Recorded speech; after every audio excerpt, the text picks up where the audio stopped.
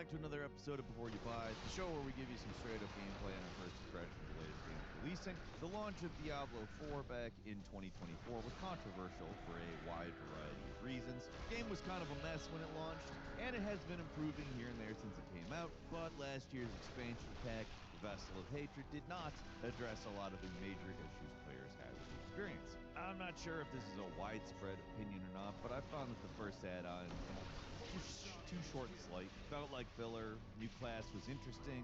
The region was visually different than what we got in the base game, but it was held back by the whole. The Diablo 4-ness of it all just kind of, it was more the same for $40, right? That's a lot to ask for, especially if you weren't that impressed with the original game. Hi folks, it's Falcon. Join the 1% Club to get the unhinged stuff weekly. We're jumping ahead a year now. We're finally finishing the fight against Mephisto, the primeval in Lord of Hatred, launching the same day as Season 13, which is coming with some big updates to the base game that makes it kind of confusing what the expansion actually adds.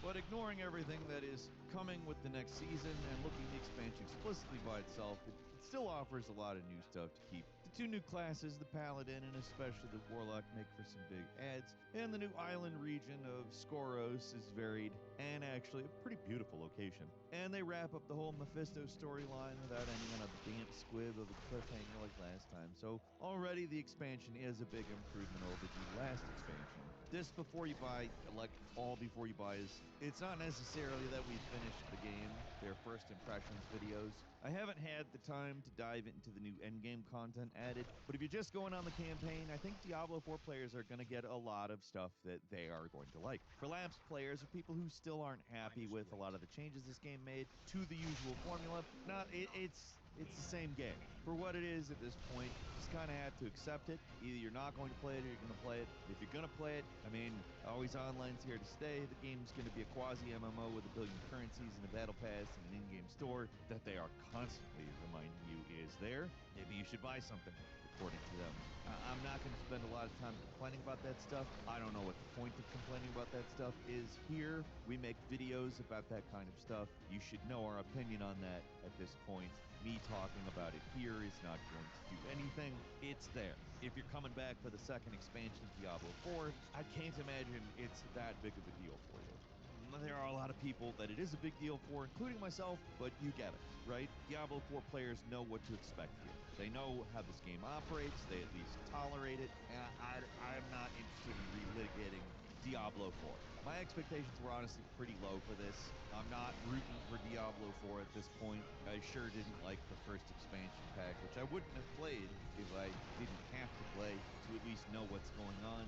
And I'll admit, for whatever reason, possibly because I had very low expectations, I'm not minding Lord of Hatred. I'm having a decent time with it. It's still Diablo 4 at the core, but there are a lot of smart changes that have made it the best version of Diablo 4 it can be.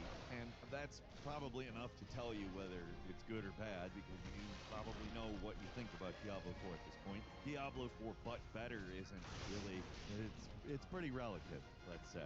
But the updated skill trees allow you to allocate points into branching upgrades. They can make sweeping changes to your active abilities. Your skill points aren't just going to be dull passive improvements anymore at this point. There's actually upgrades that can drastically alter your playstyle. They're more like the modifiers from Diablo 3, and I mean that as a compliment. You get skill points, you can swap between active upgrades when you want, and of course you're free to respec at any time. Kind of easy to experiment with different skills and figure out what combos you like best. It's one of those things that doesn't sound like a big deal on paper. When you're actually playing it, it actually matters. The two new character classes also fun. There's the Paladin, who is pretty much what you'd expect if you played Diablo 2. They use traditional weapons, they cast auras, they buff allies. There's a mage, warrior class, and the heavy armor. It's fun to play. Not particularly surprising, though, other than the fact that they have a lot of Diablo 3's Crusader in their kit. The Warlock, I think, is the more interesting of the two, with some pretty divergent playstyles, depending on the skills you spec into. I had to go full Demonology, because I like the minion classes. Summon demons to wreak havoc on the battlefield. I wasn't disappointed with it. Again, expectations were quite low, so anytime it did good things, that's fun.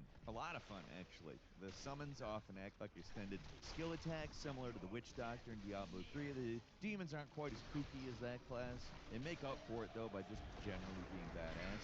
You could do stuff like summon a wall of demons to block enemy attacks, or create a giant demon head that's stationary and breathes fire back and forth for an extended period of time, up to just straight up summoning a giant water demon.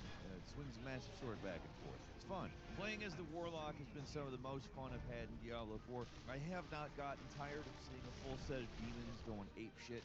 The battles are visually messy and kind of chaotic, but the ability to summon a demon that lures enemies away from you, it's way more manageable than you would initially think. I also just gotta respect this guy's style. The cosmetics of the Warlock, they're especially deranged. Some of these masks look like they're straight out of Lady Boyle's Last Party from Dishonored. The ornamentation just goes really hard. I respect the drip. So, just an A-plus class all around. If not for this guy, don't know what I'd be saying about the expansion overall. Probably wouldn't like it half as much as I do. Paladin's good, no shade, but the Warlock's clearly the star of the show. There's other new features like the Talisman, which is a new item menu where you can slot in different upgrades and improvements that alter your build, and finally brought back the Herodric Cube for some crafting on the go. It's a great feature, but it takes a while before you actually get it. There's a whole lot of other new additions and changes I haven't had the chance to mess around with, like the new War Plans endgame activity.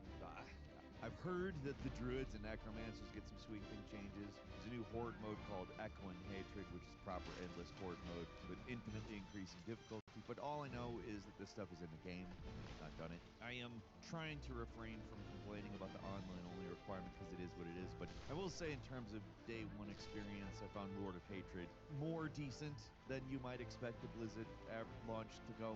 It's maybe above average for them. I mean, for them, it's quite the qualifier, but the first hour was a mess, 2-hour-long queues, tons of reports of people getting kicked out of the game, they'd open the cutscene. After an hour, things evened out, and from then on, I was able to play the game without any major issues, except there was one where it just completely froze after a cutscene. I couldn't do anything but exit out. That was the one major bug I saw with the rest of my time in the game. It's been smooth, outside the occasional stutter and rubber banding, because of the online connection.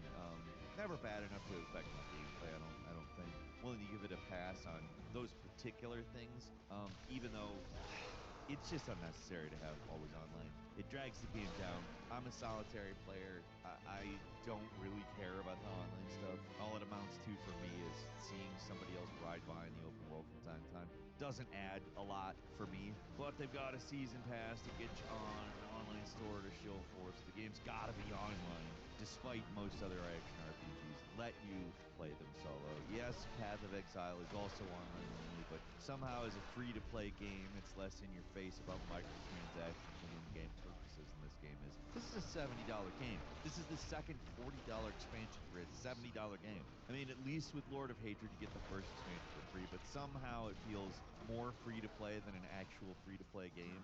That bugs me every single time I turn it on. If you're able to overlook that and you're even remotely interested in a second expansion pack for this game, then I do think this is... The campaign on the whole is a big improvement over the last expansion story. The actual moment-to-moment writing is still modern Blizzard, so it's not great or good even. But at least things happen here. It feels like a proper adventure rather than tedious fetch quests where you're traveling around, which it's pretty much what Diablo 4 has always been. It's structured the same way. So there's too much talking, period. But at least this time they're intercutting the talking with some actual dungeons to fight through that aren't just optional. And the game's throwing some actually intense bosses at you. So the pacing just feels a lot better this time around. A lot of visual variety to the island of Skoros.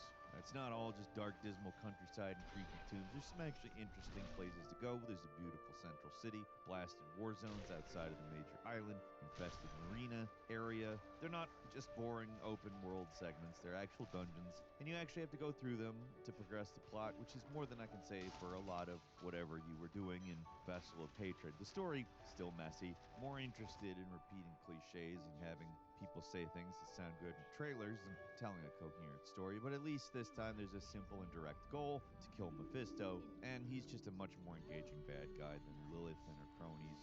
He's not got like a bunch of depth or anything, but the grotesque visions he projects into his enemies' minds make him come off as a more formidable foe than you usually get in Diablo games, and at the end of the day, yeah, he maybe still another chump whispering threats in your ear before you inevitably get to the end of the game and beat him up like a loot pinata. The bad guys aren't really there to be taken seriously. They're kind of loot vessels.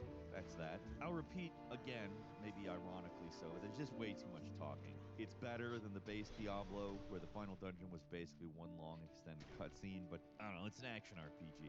There's way too much time spent standing around and commiserating with allies about boring lore crap. It's way too deep in the weeds. I do not care about the daddy drama of demons. Don't know why Lilith in the base game has to have such an oversized presence in this story. Why can't you just stay dead? I know collecting her dagger is how you kill Mephisto, but can't they just shuffle all the backstory into lore and otherwise just do your thing in peace instead of being nagged by great value Sarah Kerrigan over here? At least they brought back Lorvith, who was conspicuously absent for the last expansion, pretty much along for the ride the entire time here, so at least this whole thing gets some unearned gravitas from Ralph Ineson's always excellent voice acting. Just as Elias needed me. And Donan. And Nerel. And now Adriona. The production values and presentation strong across the board. They're able to pull out all the stops to make this expansion feel like a big deal. If Vessel of Hatred was Ashes of Arendelle, then this expansion is the Ringed City. Makes up for all the flaws of the last add-on, and then some, but at the core it's still Diablo 4. That means a lot of modern Blizzard bullshit in the writing, and aggressive in-your-face digital begging from a multi-billion-dollar corporation, but the core gameplay is about as strong as Diablo 4 has ever been. The new classes are great, the new region is more visually impressive and fun. Story, not good exactly, but does give you a whole bunch of fun bosses to fight along with the throng of standard enemies to slay, so ultimately I'd say strong conclusion to the Mephisto saga, or whatever you want to call it. Diablo 4 could call it quits with this one, and I think that would be a good idea. Feels like a proper grand finale for the game. If you're still playing Diablo 4, it's probably something you would like, probably a must-buy for you. If you're more of a lapsed player, I don't know, maybe give it a shot if it sounds interesting based on this before you buy. Not cheap, it's $40, but the campaign is it's a lot longer and better than the last one. You get 2 fully featured classes, and the class changes make the game better overall. I can't make any definitive statements about the end game or how the skill tree changes affect the balance or the changes made to the uniques, but as a more casual player of Diablo 4, Expansion Pack 2 is pretty alright. Wasn't expecting much at all going in, and it's better than you'd expect. I'm still pretty mixed on Diablo 4. There's a lot about the game I do not like, but Lord of Hatred makes the best of a bad situation, and yeah, I don't want to say that isn't damning with faint praise, but it's at least fun, and I'd recommend it if you have at least a passing interest in Diablo 4. It's probably the best content of the game thus far, mostly on the strength of the Warlock class, though. What do you think, though? Leave us a comment, let us know. If you like this video, click like. If you're not subscribed, now's a great time to do so. We upload brand new videos every day of the week. Best way to see them first is, of course, a subscription. So click subscribe. Don't forget to enable notifications. And as always, we thank you very much for watching this video. I'm Falcon. Join the 1% Club. Get the Unhinged stuff weekly. Thank you very much. We'll see you next time right here on Game Links. No patience either, huh? Why don't you take the rod, cast the line, and be still for a damn moment? We'll see if the fish will bite for you.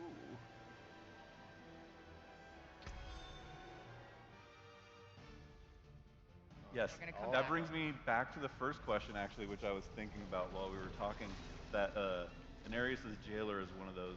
That's true. So that could create problems for Sanctuary.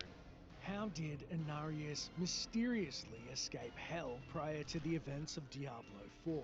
Before we explore how Anarius escaped and who his jailer potentially was that let him go free, to understand the magnitude of his torture and incarceration, let's first explore the angel's fall from grace that landed him in a brutal prison under the care of the Lord of Hatred, Mephisto, for millennia in the first place. This audience is concluded. As the angel who only existed as a warrior in the eternal conflict recounts in Diablo 3's Testament of Anarius tomes. They call me a hero. I slew demons beyond count. I won battles and broke sieges, but it availed me nothing. I know that this war can have no victor, only an eternity of revenge, pride, and hatred. Tyrael does not understand. He cannot see beyond the glory of battle. In time he may, but that day is not yet here. There must be others who seek a way out of the endless strife. Angels and demons